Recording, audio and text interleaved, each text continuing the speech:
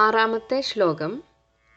തത് തേ പ്രത്യഗ്രധാരാധര ലളിത കളായാവലി കേളികാരം ലാവണ്യസ്യ ഏകസാരം സുകൃതി ജനദൃശാം പൂർണ്ണ പുണ്യാവതാരം ലക്ഷ്മീ നിശങ്ക ലീലാ നിലയനം അമൃത സ്യന്ത സന്തോഹം അന്ത സിഞ്ചത് സഞ്ചിന്തകാനാം വപുഹു അനുകലയേ മാരുതാകാരനാഥ.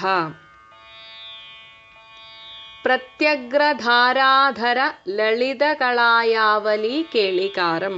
പ്രത്യഗ്രം എന്ന് വെച്ചാൽ പുതിയതായിട്ടുണ്ടായ മേഘങ്ങളുടെയും ലളിതകളായാവലി ചന്തമാർന്ന കായാമ്പൂവിൻ്റെ പൂക്കൂട്ടങ്ങളുടെയും അത്രയും തുല്യമായിട്ടുള്ള നിറത്തോടുകൂടിയ, എന്നാൽ ലാവണ്യസ്യ ഏകസാരം, ലാവണ്യത്തിന് ഒരു ഉദാഹരണമുണ്ടെങ്കിൽ അത് ഭഗവാനാണ്.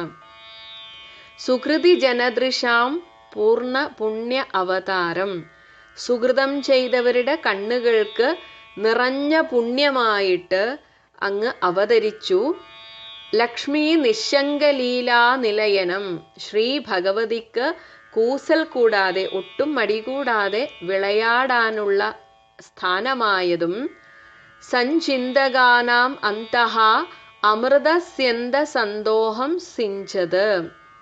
സഞ്ചിന്തകാനാം ധ്യാനനിരതരായിരിക്കുന്നവരുടെ ഉള്ളിൽ അമൃതസ്യന്ത സന്തോഹം, അമൃതധാരയെ വർഷിക്കുന്നതുമായിട്ടുള്ള തേ വപുഹു, അങ്ങയുടെ ആ ശരീരത്തെ, ഹേ മാരുതാകാരനാഥ, അല്ലയോ ഗുരുവായൂരപ്പ, അനുകലയെ, ഞാനിതാ നിരന്തരം ധ്യാനിച്ചുകൊള്ളുന്നു.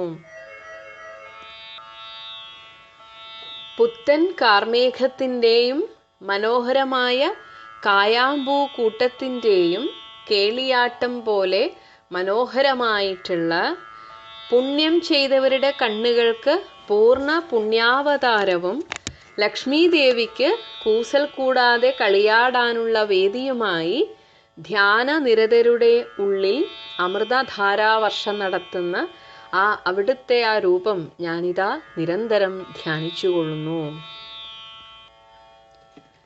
തത്തേ പ്രത്യഗ്രധാരാധര ലളിത കളായാവലി കേളികാരം ലാവണ്യസ്യൈകസാരം